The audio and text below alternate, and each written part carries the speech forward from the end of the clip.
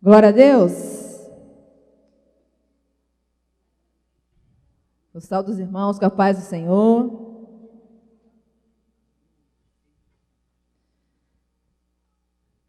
Essa noite eu quero compartilhar com os irmãos uma palavra que Deus ministrou ao meu coração essa semana.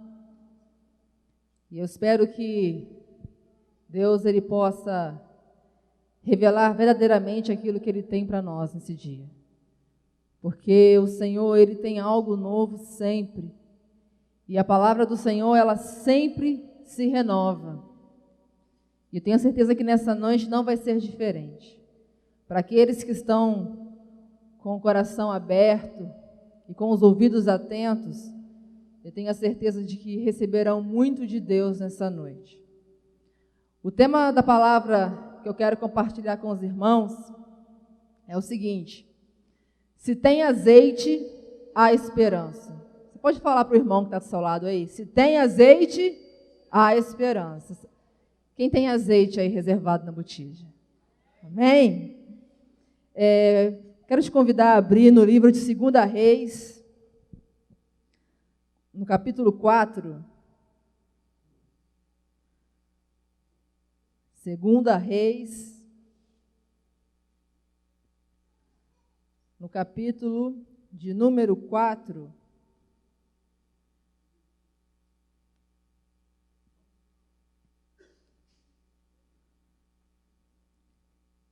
Amém? O texto vai nos dizer o seguinte: certo dia, a mulher de um dos discípulos, os profetas, foi falar a Eliseu: teu servo, meu marido, morreu, e tu sabes que ele temia o Senhor. Mas agora veio um credor que está querendo levar meus filhos como escravos. E Eliseu perguntou-lhe: como posso ajudá-la? Diga-me, o que você tem em casa? E ela respondeu: tua serva não tem nada além de uma vasilha de azeite. Então disse Eliseu: vá pedir emprestadas vasilhas a todos os vizinhos, mas peça muitas. Depois entre em casa com seus filhos e feche a porta. Derrame daquele azeite em cada vasilha e vá separando as que você for enchendo. Depois disso, ela foi embora, fechou-se em casa com seus filhos e começou a encher as vasilhas que eles lhe traziam. Quando todas as vasilhas estavam cheias, ela disse a um dos filhos: traga-me mais uma. Mas ele respondeu: já acabaram. Então o azeite parou de correr. Ela foi e contou tudo a um homem de Deus, que lhe disse: vá, venda o azeite e pague as suas dívidas, e você e os seus filhos ainda poderão viver do que sobrar. Vamos fechar os nossos olhos e mais uma vez orar ao Senhor? Peça a Ele nesse momento que venha sondar o teu coração. Ele sabe o que nós precisamos nesta noite. Senhor, nós estamos aqui diante da porção da Tua preciosa palavra. E neste momento nós queremos te pedir que o Senhor venha encher este lugar, ó Deus, com a Tua unção e com a Tua revelação, Senhor. Abra os céus, Pai, sobre essa igreja. Ó Pai, toca profundamente aos nossos corações. Diga, Pai, aquilo que nós precisamos ouvir, não somente aquilo que nós queremos ouvir, meu Deus. Mas que cada um que entrou por aquela porta, Pai, que receba aquilo que o Senhor determinou para nós nesta noite. Que possamos sair daqui carregando a Tua palavra, tendo ela impressa no nosso coração. Ó Deus, e que o Senhor possa ser o direcionador de tudo aquilo que será falado nesta noite. Que possamos diminuir e que o Senhor venha crescer neste lugar, meu Pai. Em nome de Jesus, amém. Amados, esse texto que nós acabamos de ler é um texto muito conhecido, muito pregado, inclusive. Quando o Senhor me deu essa palavra, eu ainda disse a Deus, falei: Senhor, mas eu já ouvi tantas vezes pregações sobre esse texto, mas eu creio que sempre que nós lemos um texto da Bíblia, Deus ele sempre tem uma revelação nova para nós. E essa noite eu creio no meu coração que não vai ser diferente. Deus ele tem uma revelação nova para a tua vida. E quando nós analisamos esse texto, nós vamos encontrar primeiramente aqui 3 personagens que vão estar envolvidos nessa história. Uma das personagens é a mulher, o outro são os filhos dessa mulher, os 2 filhos, e o outro personagem é o profeta. Eu quero poder falar um pouco sobre esses 3, quero começar falando da mulher. Essa jovem senhora era esposa de um dos discípulos dos profetas em Israel. Naquela época havia escolas onde o discípulo era ensinado de acordo com a sua vocação. Então, provavelmente, o marido dessa mulher fazia parte da escola onde Eliseu era o responsável. Ou seja, o marido dessa senhora, ele era discípulo, provavelmente discípulo de Eliseu. Então, com certeza, Eliseu conhecia muito bem esse senhor. O texto deixa claro, logo assim que ela chega para Eliseu para pedir ajuda, ela logo relata, o meu marido, teu servo. Então, Eliseu conhecia bem. O marido havia morrido, a situação da viúva naquela época não era nada fácil. Na sociedade israelita, a condição de viúva era um risco social à mulher, ela era vulnerável, tanto economicamente como socialmente. Então, além da angústia da perda do marido, da perda de um familiar, aquela mulher ainda vivia com a angústia da opressão da época que havia sobre as viúvas. As viúvas, elas eram completamente desamparadas e, em muitos casos, não recebiam nem herança nem nada. Elas ficavam, a única herança que a viúva recebia eram as contas do marido para pagar. Imagina que herança boa, Então, imagina como que estava o coração dessa mulher. Uma perda, dívidas para pagar, sem saber o que fazer e ainda correndo o risco de perder os seus filhos. E às vezes nós nos sentimos muitas vezes assim, encurralados. Muitas das vezes nós olhamos para a situação e parece que não tem mais jeito para nós. Às vezes parece que todas as fontes positivas se esgotaram. E eu sinto que essa mulher, ela se sentia assim, desamparada. Imagina você longe dos seus familiares, você sendo excluída da sociedade, você não podendo ter amigos. Eu creio que era assim que essa mulher se sentia.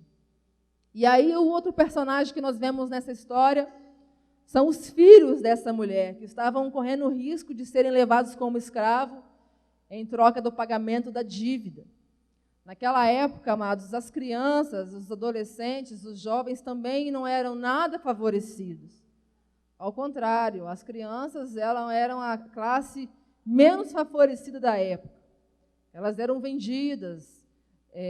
Muitas delas poderiam ser trocadas por saco de comida, por saco de adubo, para não falar outro termo.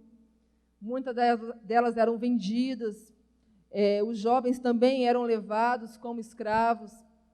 Inclusive, quando nós vemos Jesus falando em Mateus 19:14, sobre deixar vir a mim as crianças e não as impeçam, muitas das vezes nós achamos que Jesus ele fala esse texto, quando Jesus fala que nós devemos ser como as crianças para herdar o reino dos céus, a gente acha que Jesus está se referindo somente à inocência.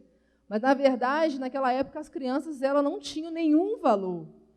Então, quando Jesus ele fala, deixe vir a mim as crianças e não as impeça, porque dela é o reino dos céus, Jesus está dizendo que o reino de Deus é justamente daqueles que não têm nenhum valor. É daqueles que não têm vez, daqueles que são desprezados.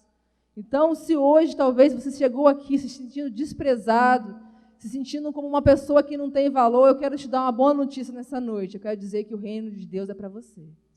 Deus ele fez o reino para você. E outro personagem que nós vamos ver nesse texto é o profeta. No caso, Eliseu foi um grande profeta em Israel, sucessor de Elias, realizou muitos milagres ao longo da sua vida. E os milagres de Eliseu, como os de Jesus, mostravam o cuidado de Deus pelas pessoas comuns e as suas necessidades. O contexto do profeta naquela época é um pouco diferente do contexto dos profetas que nós vemos nos dias atuais. Porque naquela época o profeta ele vinha com propósito. O profeta ele vinha para falar de Deus às nações, para proclamar a palavra de Deus às nações. Eles vinham com propósito. Diferente de hoje, que nós vemos muitos profetas, infelizmente, sem propósito. Naquela época, os profetas eles falavam de Deus. Hoje em dia, nós vemos muitos profetas falando de si mesmos. Então, Eliseu, ele foi um profeta que se destacou pelo seu jeito e pelos milagres que Deus operava através da vida dele. O nome de Eliseu significava Deus é Salvador. Deus, ele é o nosso Salvador.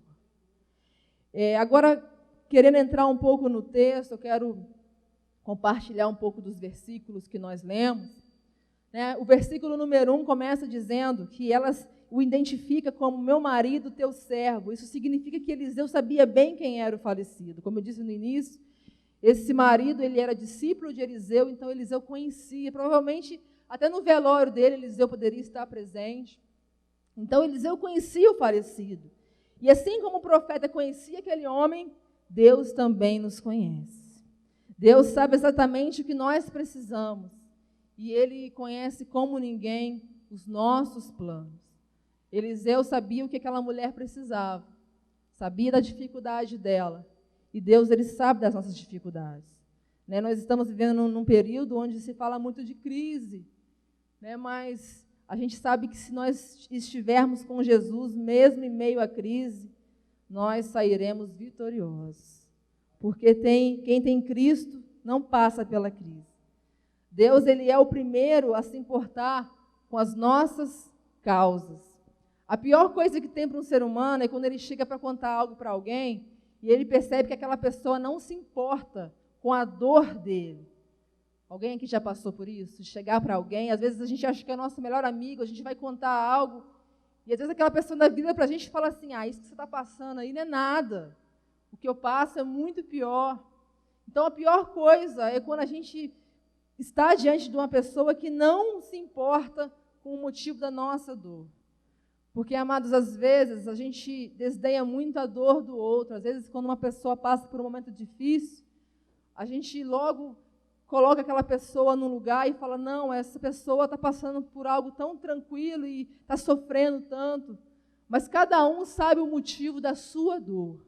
Cada um sabe o motivo da sua lágrima. Cada um sabe o motivo daquilo que te tira o sono. E às vezes as pessoas não vão te entender. Mas Deus, ele é aquele que entende a nossa dor. Ele conhece o nosso sofrimento. E ele é aquele que age direto na ferida. Deus é aquele que ele vem e não passa apenas um remédio, mas ele cura, se a gente permitir que ele cure. Então, o Deus que dá a visão para os nossos projetos será sempre o mesmo Deus que vai financiar os nossos sonhos. Porque ele sempre vai estar à frente de todas as coisas. Eu lembro que esse ano, quando eu pretendi começar o seminário de teologia, na verdade a minha pretensão não era começar esse ano, eu estava me projetando para começar no ano que vem, mas Deus na minha vida, ele sempre age de uma maneira assim muito doida, porque as coisas sempre acontecem quando eu não estou esperando. Às vezes eu fico a noite inteira programando algo e aquilo não acontece, aí aquilo que eu não programei acontece. Então, eu ficava perdendo noite de sono, programando, ano que vem eu vou começar a estudar. Era uma vontade que eu tinha desde quando Deus me chamou para o ministério.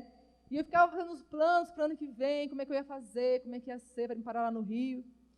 E aí, de repente, apareceu a oportunidade de fazer a prova. E eu peguei e fui, mas fui com aquela intenção, eu vou fazer para ganhar experiência. E aí fiz, acabei passando. Aí, assim que eu terminei a prova, a menina corrigiu, a professora corrigiu, e ela já me deu o resultado, e ela me deu o papelzinho da matrícula. Aí eu vim aquele papelzinho da matrícula para casa, não tinha um centavo no bolso. Só aquele mês que não sobra nem para comprar uma bala? Eu estava assim. Aí vim com o papelzinho da matrícula para casa, guardei na mochila, aí fiquei naquela dúvida, será que eu faço a matrícula, será que eu não faço a matrícula? E aí, como eu disse agora há pouco, Deus, ele age na minha vida de uma maneira muito doida, Ele fala comigo de umas maneiras assim, muito sem noção. Eu estava em casa assistindo televisão, e aí eu não sei, eu estava vendo um programa que eu creio que ninguém aqui assistiu, que é o programa do Chaves. Assim, ninguém conhece, é uma coisa assim, programa que passa há pouco tempo na televisão.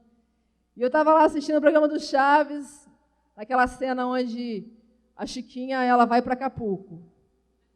E aí a Chiquinha chega em casa com o bilhete falando que tinha se inscrevido e que era para arrumar as malas. Papai, nós vamos para Acapulco. E aí o seu Madruga fica desesperado, começa a arrumar as malas, vai lá na dona Clotilde, pega a mala emprestada. Aí depois que as malas estão todas prontas, aí a Chiquinha vira para o seu Madruga e fala assim, agora só falta sair o nosso número no sorteio. Aí na hora que eu vi essa cena, aí Deus falou comigo assim, o que você está esperando para arrumar a tua mala? Só falta sair o dinheiro para você fazer a matrícula. Arruma a tua mala que a providência eu vou trazer. Aí naquela hora eu peguei e fui e fiz minha matrícula. Aí no outro dia de manhã chegou o boleto, junto com o boleto chegou o dinheiro. Então Deus, Ele é aquele que quando Ele dá uma visão, Ele também dá a provisão. Deus, Ele é aquele que conhece o nosso sonho, Ele sabe aquilo que a gente precisa. E Ele não vai dar nem a mais e nem a menos. Naquele dia, Ele deu o exato valor que eu precisava. E a partir daquele momento, eu tive que confiar mais ainda, porque os gastos foram ainda maiores. E sempre no dia de pagar o boleto, o dinheiro chegava. Então, assim, a gente tem que confiar em Deus que Ele faz isso na nossa vida. No versículo 1 ainda, nós vemos que essa mulher, ela expõe a angústia dela, dizendo que veio um credor que está querendo levar meus 2 filhos como escravos. Imagina a situação de uma mulher, ela perdeu o marido, estava prestes a perder os filhos. Então, tem momentos na nossa vida que parece que tudo saiu do controle. O marido, ele era a segurança daquela mulher. E eu aprendo algo com isso aqui. Quando nós perdemos a nossa segurança humana, é aí que o agir de Deus acontece. O capítulo de Isaías 6 é um capítulo que eu gosto muito, que vai falar que no ano que morreu o rei Uzias, eu vi o Senhor sentado no alto e sublime trono. Quem era o rei Uzias para Isaías? Era a segurança dele. Ou seja, no ano que ele perdeu a segurança dele humana, ele viu o Senhor assentado no alto e sublime trono. Ou seja, no momento que a gente perder a nossa segurança nas pessoas, nós veremos o milagre do Senhor acontecendo na nossa vida. Às vezes, hoje, você pode ter chegado aqui dizendo para Deus que está no seu limite. Mas quando chegamos no limite, Deus chega com a providência. A mulher, nesse caso, ela foi direta ao profeta. Ela não ficou rodeando para falar aquilo que ela precisava. E ela procurou ajuda na pessoa que sabia que podia lhe ajudar. Ela não ficou murmurando. Às vezes a gente perde muito tempo murmurando e esquece de falar com a pessoa certa, que é Deus. Quantas vezes, diante do problema, a primeira coisa que a gente fez foi murmurar, foi reclamar, foi falar que não teria jeito, ao invés de correr para aquele que pode todas as coisas. Porque Deus, Ele pode todas as coisas. O mesmo Deus que operou lá em 2 Reis 4 é o mesmo Deus que opera hoje em dia. Eu não tenho dúvida nenhuma disso. No versículo 2, o profeta pergunta, como posso ajudá-la? Diga-me o que você tem em casa. E essa pergunta eu quero fazer para os irmãos essa noite. O que vocês têm em casa? A solução para o nosso problema está onde nós menos esperamos. Você já parou para pensar que talvez você está buscando a sua bênção em muitos lugares e ela está do seu lado, basta apenas você abrir os seus olhos para enxergar? Você já parou para pensar que muitas das vezes a gente fica batendo cabeça, ao invés de perguntar para Deus aquilo que Ele tem para a nossa vida? A gente pergunta para todo mundo, mas não pergunta para Deus. Às vezes nós procuramos fora algo que já está disponível dentro. Quantas das vezes nós estamos aqui na igreja e basta apenas aparecer um novo profeta na região para a gente largar o nosso convívio, a nossa comunhão com os irmãos e procurar esse profeta para saber o que ele tem para a nossa vida. Amados, o mesmo Deus que está lá na vida do profeta, Ele está aqui. Às vezes a gente está procurando fora algo que já está disponível para nós. Às vezes nós estamos aqui na igreja pensando que queríamos que o nosso culto fosse igual da Lagoinha, porque na Lagoinha o pessoal levanta a mão, o pessoal pula. Mas isso não é a igreja que faz, isso quem faz somos eu e você. Às vezes nós estamos colocando a nossa confiança numa situação lá fora e esquecemos que o mesmo Deus da segurança está aqui neste lugar. Aliás, às vezes a gente entra na igreja como se Deus nem estivesse aqui. E vai procurar no lugar onde Ele não está. Então, ao contrário. A gente procura Deus onde Ele não está e aonde Ele está a gente acha que Ele não está. Então, aquela mulher, ela estava com o recurso dela ali, o recurso que iria mudar a vida dela estava do lado dela. Faltava apenas ela poder enxergar aquele detalhe, aquela botija de azeite que talvez estava ali na mesa há anos. Né? O azeite, nesse caso, provavelmente foi do marido, era um azeite usado para curar os enfermos. Então, aquela botija estava ali do lado dela o tempo todo. E ela ainda não tinha parado para notar que a solução estava do lado dela. Né? Porque Deus, Ele usa sempre os detalhes para operar o milagre. Às vezes a gente vê na televisão, não falando contra, mas Deus, Ele sabe o jeito certo de fazer tudo na vida da nossa vida. Às vezes a gente vê aquelas coisas estrondosas e a gente quer que as coisas aconteçam dessa maneira na nossa vida. E esquece que Deus, Ele quer usar os detalhes que estão do nosso lado para poder nos transformar. As bênçãos, elas sempre vêm da onde nós menos esperamos. E os poucos recursos se tornam muitos na mão de um multiplicador. Às vezes o que você tem hoje para oferecer para Deus não é muito, mas para Ele é o suficiente para fazer o milagre acontecer na sua vida. O versículo 2 ainda, aquela mulher responde: tua serva não tem nada, além de uma vasilha de azeite. A botija de azeite que aquela mulher possuía, provavelmente deveria ter uns 5 litros de azeite. E como eu disse, estava do lado dela, ela não tinha notado ainda que talvez a solução viria dali. E muitas das vezes nós menosprezamos aquilo que nós já temos. Né? Quando o profeta perguntou, ela logo começou dizendo: a tua serva não tem nada. Ela tinha sim. Faltava apenas ela olhar para a botija. E às vezes também na nossa vida, a gente, cheio de coisas, falamos que não temos nada. Nós mulheres, né, olhamos para o guarda-roupa cheio de roupas, e aí na hora de vir para o culto, a gente olha, fala, não tem uma roupa para ir para o culto, e o guarda-roupa cheio de roupas. Então, às vezes, o nosso foco está mais naquilo que nós não temos do que aquilo que nós temos. Nós olhamos para aquilo que nós não temos e esquecemos de dar valor àquilo que Deus já nos deu. Porque todo dia, Deus, Ele acrescenta algo na nossa vida. Para todo momento difícil, existe uma botija de azeite. Se você está passando por um momento difícil essa noite, olhe para o seu lado, olhe para dentro de você. Eu sei que ainda há uma reserva de azeite aí. Basta apenas você expor ela para Deus, para que Ele possa multiplicar. O que é pouco para nós é o suficiente para Deus poder agir. O segredo para o milagre não está no tamanho da botija, e sim na qualidade do azeite. Porque Jesus só multiplica aquilo que é consagrado a Ele. No final do ano passado, eu lembro que quando eu estava orando, porque todo final do ano a gente tem, né, infelizmente, né, essa superstição, eu vou orar para o ano que vem, vou fazer as minhas metas, nada dá certo. Tudo que a gente planeja por nós mesmos não dá certo. Agora, aquilo que a gente coloca na mão de Deus, aí vai. Então, eu sentei no final do ano e fiquei pensando como seria o ano de 2016, sem saber muito bem o que seria, né? Porque o final do ano passado não foi um momento muito agradável para mim, estava passando por algumas dificuldades. E eu lembro que quando eu fui orar a Deus, a única coisa que Deus falou comigo, que era para me consagrar tudo a Ele, que tudo que eu consagrasse a Ele, Ele iria fazer. E foi isso que eu fiz. Consagrei tudo ao Senhor. E tudo que eu consagrei a Deus, Ele multiplicou na minha vida. E me deu muito mais daquilo que eu esperava. Às vezes nós queremos que Deus multiplique algo que nós não consagramos a Ele. Às vezes nós queremos que Deus haja em nós da maneira que nós queremos que Ele faça. Às vezes nós queremos dar ordem para Deus. Às vezes nós queremos que Ele faça um milagre do jeito que nós esperamos. E Ele quer fazer o milagre do jeito dEle. Jesus, Ele é e sempre será uma fonte inesgotável.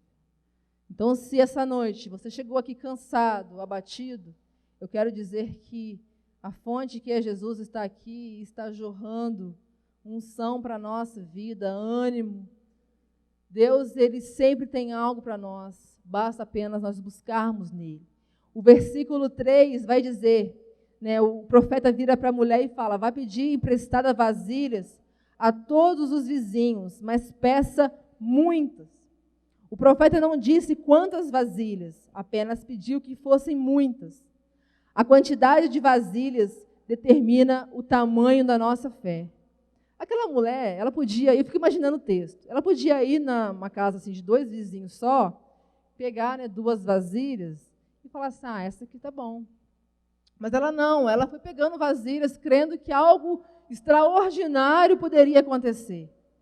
Então, as vasilhas, a quantidade de vasilhas que essa mulher pegou, determina a quantidade de fé que ela tinha naquilo que Deus poderia fazer na vida dela.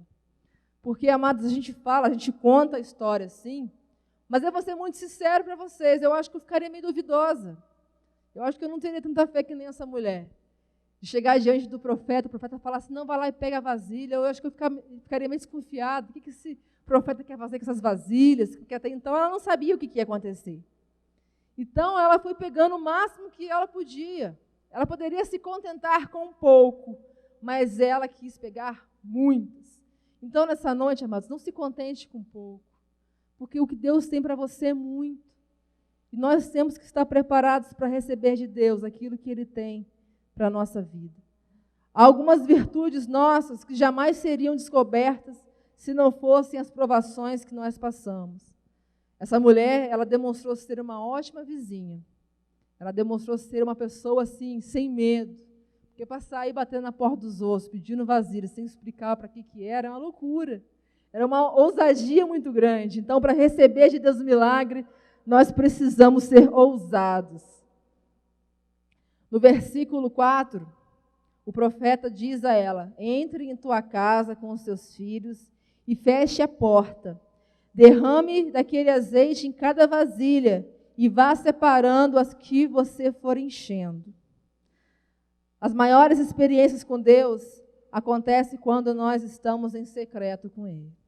O profeta, ele deu a instrução, mas ele não estava presente na hora do milagre.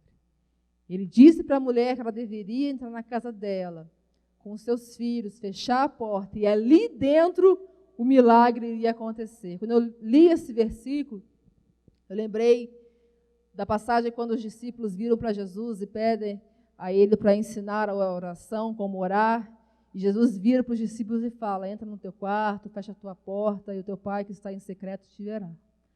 E é assim que acontece na nossa vida. A gente tem que aprender a ter o nosso momento secreto com Deus.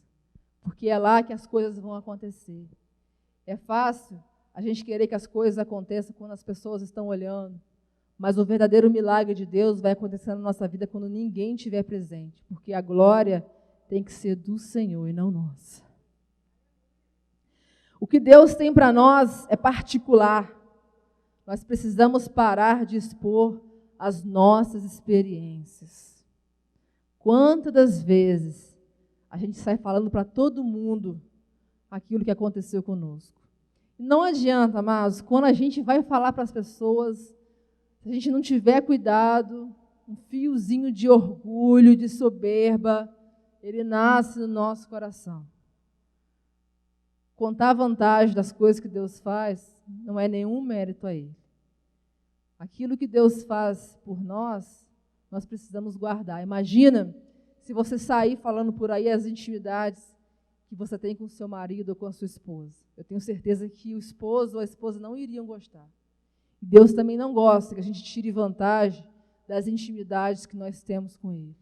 Tem coisa que Ele vai nos dar para falarmos com as pessoas, mas tem coisas que Deus vai nos dar que será só entre nós e Ele.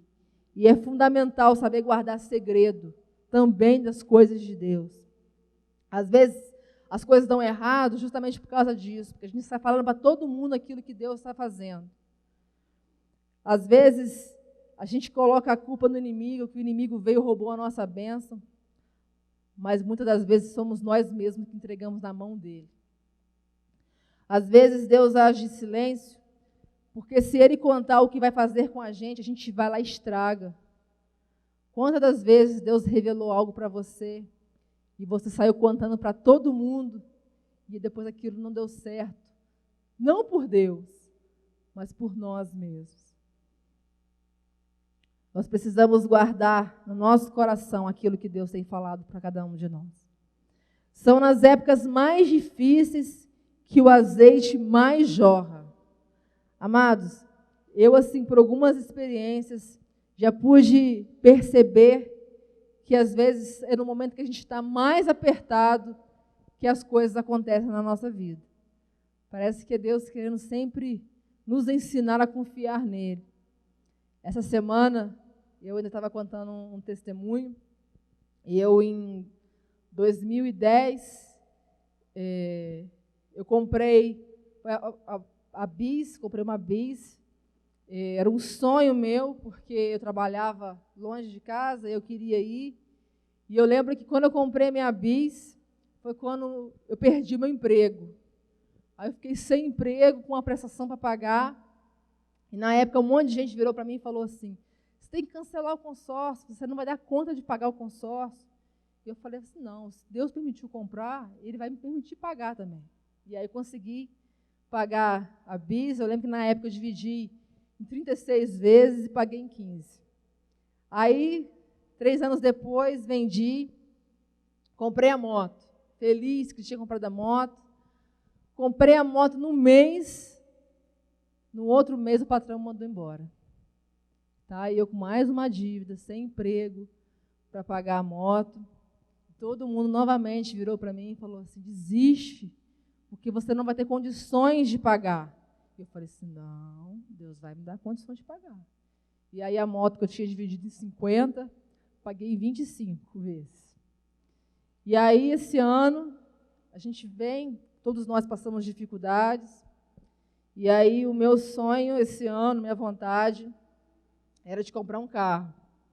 E aí não tinha dinheiro, porque essa crise que nós estamos, e aí eu fui orando, meu sonho era comprar o carro para eu poder ir para Vargelinda.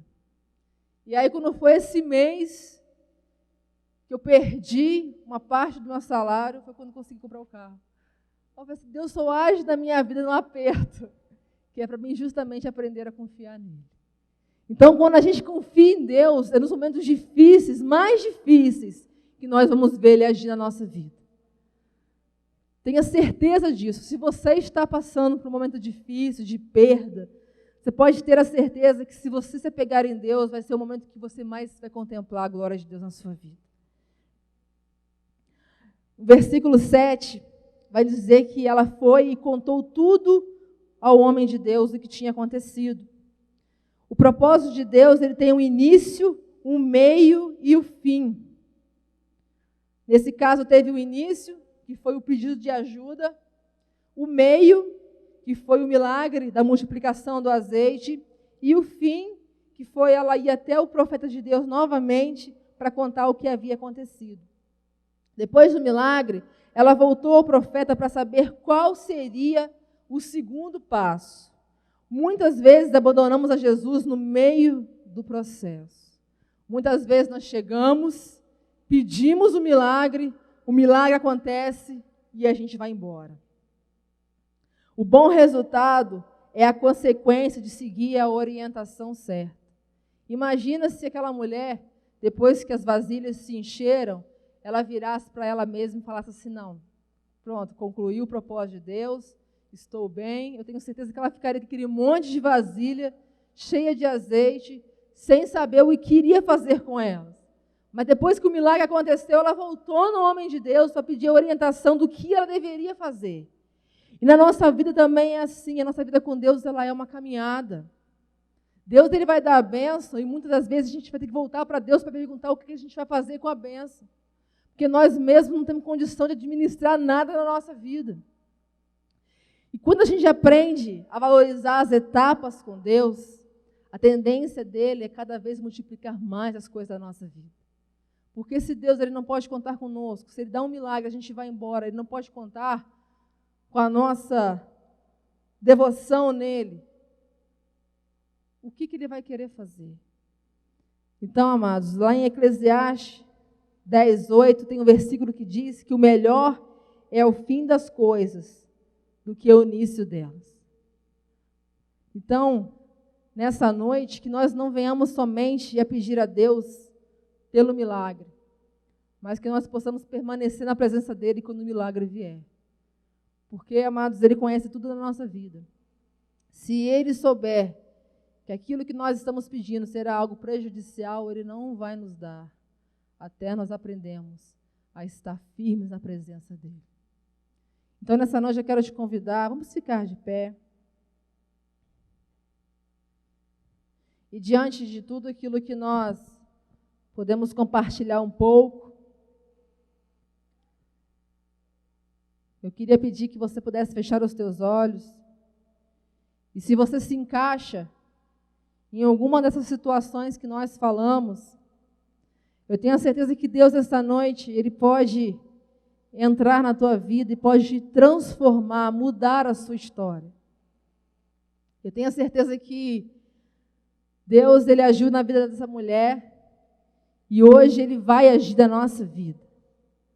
E a única coisa que Deus precisa para agir na nossa vida é um pouquinho de azeite na botija. E isso eu sei que todo mundo aqui tem. Então se coloque diante do Senhor nessa noite. Ofereça a Ele aquilo que você tem, que você acha que é pouco, mas que para Ele é muito. E peça ao Senhor que possa te ajudar, que possa multiplicar nessa noite aquilo que você tem. Eu não sei qual é a situação que talvez você pode estar passando, mas eu sei que Deus, Ele continua poderoso para fazer infinitamente mais na nossa vida. Aleluia, Jesus. Aleluia. Senhor, olha para nós neste momento. Oh Deus, o Senhor sabe o que nós precisamos nessa noite. O Senhor sabe aquilo que nós temos passado. O Senhor conhece os nossos sonhos, as nossas dificuldades. O Senhor conhece o caminho pelo qual nós temos percorrido. Então que nessa noite o Senhor venha, oh Deus, acrescentar aquilo que precisamos receber de Ti, Senhor.